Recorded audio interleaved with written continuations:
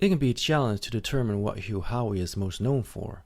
When his name comes up, people will usually see him as one of two things: an uncompromising science fiction writer with a passion for self-publishing, or that guy who made a lot of money self-publishing his books on the internet.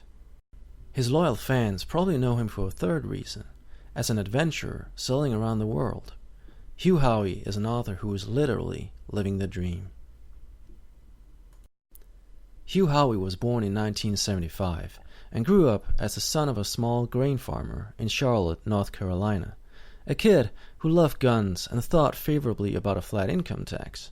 Today, he hates guns and thinks that the top tax bracket should be closer to 80% instead of 41%.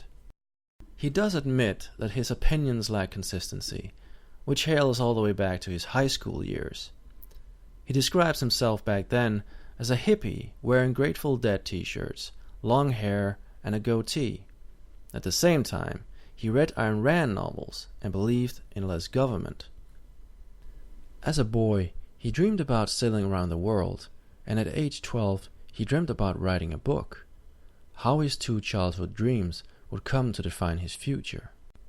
Hugh Howey will certainly agree that the path to become a writer can be anything but a straight line. He worked within several different professions before he ever finished his first book. But this doesn't mean that he is a stranger to the world of literature. In fact, he has worked in a bookstore several times in his life. During his college years in Charleston, South Carolina, he worked in a Barnes & Noble bookstore. Here he gained insights into the traditional world of publishing and the things he thought can be improved.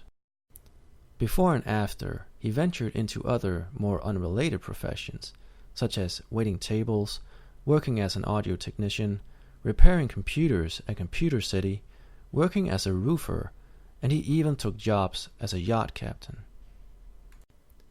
Because of his life as a drifter rather than a career man, Hugh Howey is not too proud to describe himself as a quote-unquote bum who has changed very little over the years. He used to wear shorts and Crocs. Today he wears flip-flops, and his cargo shorts have gotten a few inches longer, and he personally sees his various past professions and his lifelong capacity as a jack of all trades as a help when it comes to writing. Before Hugh Howey ever became a sensation, he had to pay his dues. This author knows how important it is to set deadlines and stick to them. Until he started writing reviews on a website for books, he had the habit of starting stories and getting bored after a few chapters, then dropping the entire thing. He wasn't motivated until he witnessed an author at a book conference, slapping the table and delivering a clear message to the audience. Stop dreaming of writing and write. So he did. Along with his now consistent writing habit from writing reviews for the book website, he finally broke the bad cycle and started writing a book which he knew that he would finish, Mollified and the Paserno Rescue. The book was published in August 2009. When Howey entered college, he also changed his reading habits. His adolescent preference for classic science fiction was replaced with non-fiction classics, a genre which he has kept on reading to this day. It might partly have to do with the fear shared by many authors, the risk of accidentally being inspired by or copying elements from a fellow author's written work.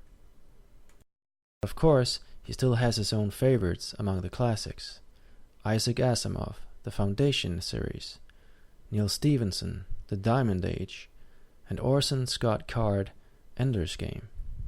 Hugh Howey finished his first novel in 2009, and from there, things have only improved for his career as a writer.